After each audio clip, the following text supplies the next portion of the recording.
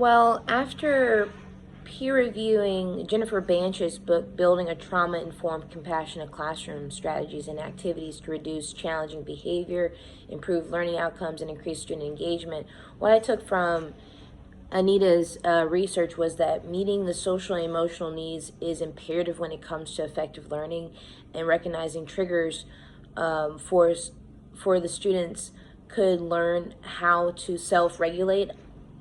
I've focused on this impact in my classrooms as well, so I found that very interesting. Which brings me to my second peer review, which was Hacking School Discipline: 9 Ways to Create a Culture of Empathy and Responsibility Using Restorative Justice by Nathan Mannard and Brad Weinstein.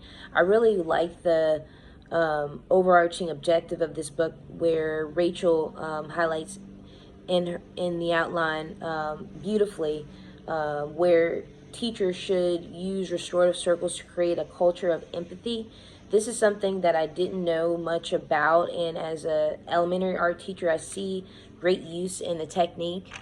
Thirdly, a book by authors Joe Brommer and Margaret Thorsborn, which Kaylee reiterates the author's objective of the importance of a trauma-informed classroom where school is a safe place for students to be restored and feel safe.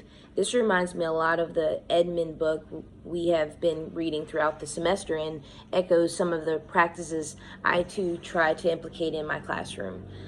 Fourthly, I reviewed Monique W. Morris' book, Push Out the Criminalization of Black Girls in Schools by Aaron Bill. This book was very eye-opening. Reading some of the case studies highlighted in Aaron's review really hit home. I thought it was interesting the way mistreatment of black girls compared to boys was so disalarming and masculating, where certain policies are based off males' infractions, like the zero tolerance policy. I think this is a book intended for administrators and should be considered reading in the schools across the district. And lastly, Better Than Carrots and Sticks by Dominic Smith and Douglas Fisher and Nancy Frey. I really enjoyed this book because it encourages good classroom management and practices where you reward your students not only when you're well behaved, because what the author points out is that this will spark in your students the want to be well behaved. And after reading this book, also like Tamiko, I did my book review on this book, and I have already started practicing some of its techniques. So thank you. This is my peer review of the book reviews. Thank you.